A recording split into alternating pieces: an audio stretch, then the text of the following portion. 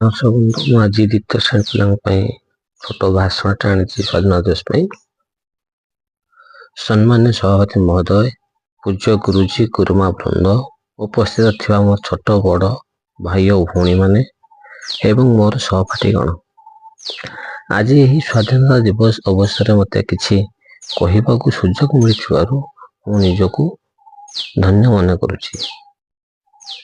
ଆଜି ହେଉଛି ଅଗଷ୍ଟ ମାସ 15 ତାରିଖ। ଆମ ଦେଶ 78ତମ ସ୍ୱାଧୀନତା ଦିବସ।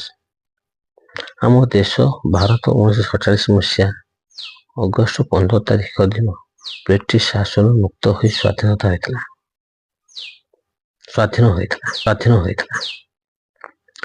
ସେହି ଦିନ ଠାରୁ ଆଜି ପର୍ଯ୍ୟନ୍ତ ଏହି ଦିନକୁ ସାରା ଦେଶରେ ସ୍ୱାଧୀନତା ଦିବସ ପାଳନ କରି ଆସୁଛୁ।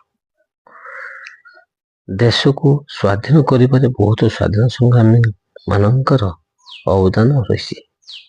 ସେମାନଙ୍କ ମଧ୍ୟରୁ ମହାତ୍ମା ଗାନ୍ଧୀ, ଜବାହରଲାଲ ନେହେରୁ, ସୁଭାଷ ଚନ୍ଦ୍ର ବୋଷ, ଭଗତ ସିଂ ଅନ୍ୟତମ। ଏହିପରି ସ୍ୱାଧୀନତା ସଂଗ୍ରାମୀଙ୍କ ପାଇଁ ଆମ ଦେଶ ସ୍ୱାଧୀନ ହେବା ସହିତ ଶାନ୍ତିପୂର୍ଣ୍ଣ ଜୀବନ ଯାପନ କରୁଛୁ। ତେଣୁକରି ଆଜିକା ଦିନରେ ସ୍ୱାଧୀନତା ସଂଗ୍ରାମୀ ମାନଙ୍କୁ ମନେ ପକାଇ ଶ୍ରଦ୍ଧାଞ୍ଜଳି ପ୍ରଦାନ କରୁଛି। ମୁଁ ଏତିକି କହି ମୋର ବକ୍ତବ୍ୟ ଶେଷ କରୁଛି। ଜୟ ହିନ୍ଦ।